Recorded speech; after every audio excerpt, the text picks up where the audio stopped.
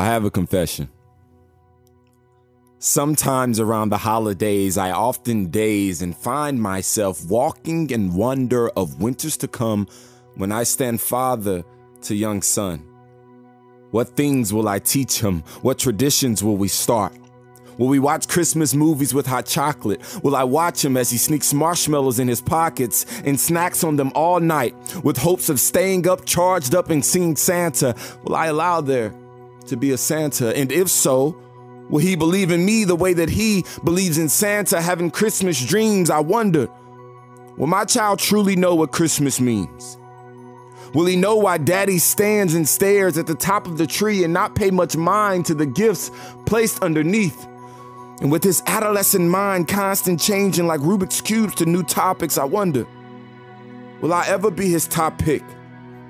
Will his small hands ever unwrap enough courage to ask me, "Hey dad, what you doing staring at the top of that Christmas tree? Ain't you ever seen the top of a Christmas tree?" And I'll just smile and reply, "Son, do you know what gingerbread men use to make their beds?" No? Cookie sheets. And after he smiles and laughs, just like some of you, I'll tell him to stand up and look around. It's Christmas, the most wonderful time of the year. The streets are filled with cheer, caroling children, lights, jingle bells, and ribbons. Lots of family, lots of things given. Never take for granted the things you're given. And sometimes, son, sometimes the things you're not.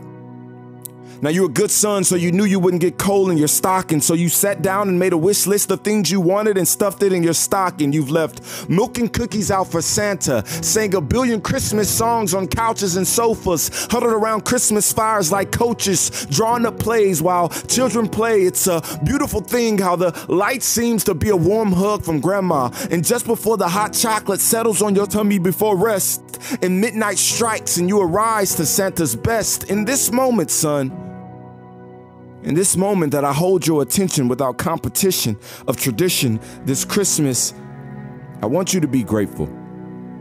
Do you know how many little boys and girls just like you made wish lists just like you, only to confirm their already alive fears that no one could ever love them enough to bring them gifts? Listening to Christmas songs too young to understand why their single mother would ever consider kissing Santa Claus without gifts under the tree, although her dream centered on providing gifts under the tree. But mommy knows rent is due on and we need shelter as about as bad as Santa needs a roof to land on.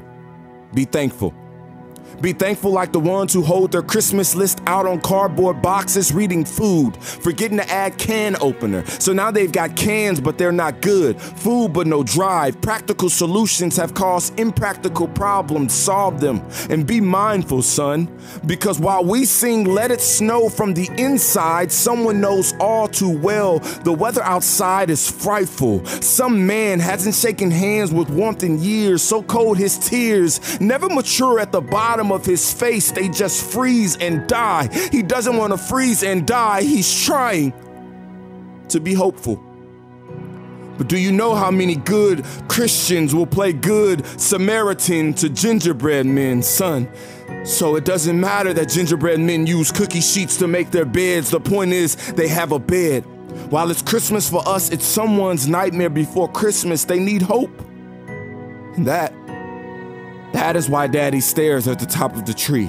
No, I'm not crazy. Even wise men followed stars that streaked across night skies like Paul Revere shouting about the red coats. Not Santa's, but a child whose red coats. Remember, son, his red coats. Here comes heaven, and it sounds like angel sounds, accompanied by the laughter of newborn king. It's got a ring. If you listen closely, you can hear the angels sing. I see beams of light proudly poking out behind the silver linings of clouds. The weight on my shoulders begin to feel like clouds. The weight on my shoulders was over. Here comes heaven, and he comes better than Christmas tree, for he come robed in remission, planted by God, so his evergreen is forever green. His thorns omit and act as ornaments. No need for lights when he's light of the world. Tell the shadows to find shadows. Here is our miracle on 34th Street. Because of this star, no Grinch can ever steal your Christmas. No longer a citizen of Whoville, you're called by name, so we'll wave farewell to anybody that tells you you're home alone. Your saviors caught the Polar Express with expressed interest in you and me. So when my son asks, "Hey Dad, what you doing staring at the top of that Christmas tree? Ain't you ever seen the top of a Christmas tree?" I'll point and say, "This is our Christmas story. Merry Christmas, son."